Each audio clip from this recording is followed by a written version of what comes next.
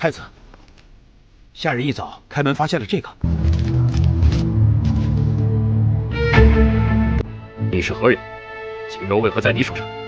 太子殿下果然深情，为了尹晴柔那个臭丫头，也值得太子殿下一个人前来孤身冒险。殿下果然是情深意重。尹晴柔虽然不在我手上，但是我却知道她现在在哪儿，又与何人在一起。那你快说！我只要太子殿下一句承诺，倘若有朝一日我遇上自己解决不了的麻烦，还望太子殿下略施援手。笑！若有一日你要本王为非作歹，本王也要答应你吗？这就要看太子殿下对尹晴柔的感情到底有多深了。据我所知，那独孤远对尹晴柔可是什么都放得下的。够了，本王答应你便是。口说无凭。倘若他日有难，拿着这块玉佩来找我，本王必一诺前进。姐姐，外面来了一个奇怪的哥哥，在那里自言自语的，好像不是我们村的人。甜甜，难道你就不好奇吗？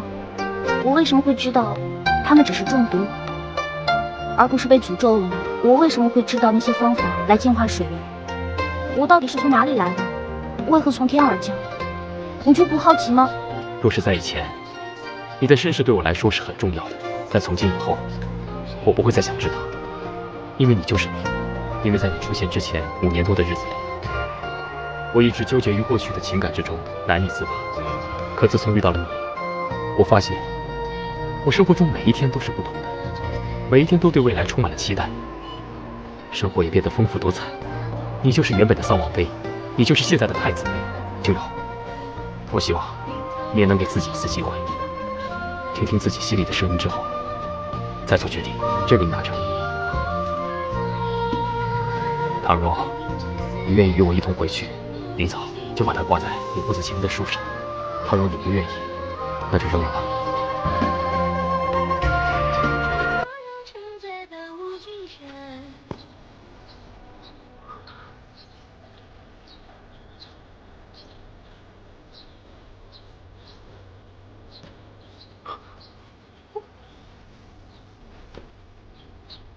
既然如此，那我一定会尊重你做出的决定。在村民全部医治好之后，自然我会离开，不会再纠缠于你。那个谁，你帮我挂一下呗，我又没有那么高，我还有点害怕。晴柔，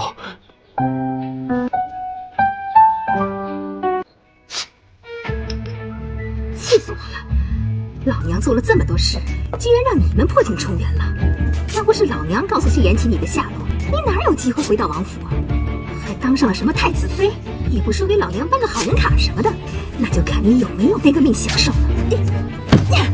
连个破布都跟我作对，气死我了！穿越过来什么事都不顺，为什么是我穿呢？凭什么要穿呢？因为不穿会冷啊。对了，我呢要做一个扩音器，在婚礼上我要唱歌告。莫非你又要唱歌啊？怎么了？你是觉得我唱的不好听？没有，这歌声是十分动听。不过什么？怎么样了？人都安排好了吗？谢延琪呢？都安排好了，大夫一会儿就过来。我留下几个人照顾慕容姑娘。不过太子说先回房了，不用备饭了，他想静静。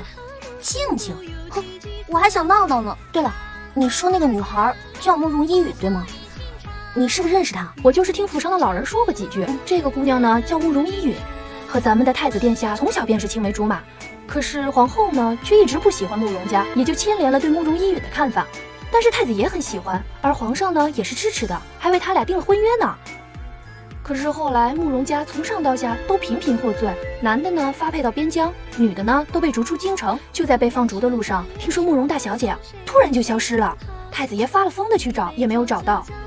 后来太子爷就变得冷若冰霜了。就从谢延琪这5年之内没有和任何女子亲近来看，他肯定是非常爱这位慕容姑娘的。小姐，你也别太伤心了，毕竟太子爷现在钟情的是你啊。可是谢延琪曾经特别喜欢过他们。那依你看，这次慕容大小姐回来到底什么目的啊？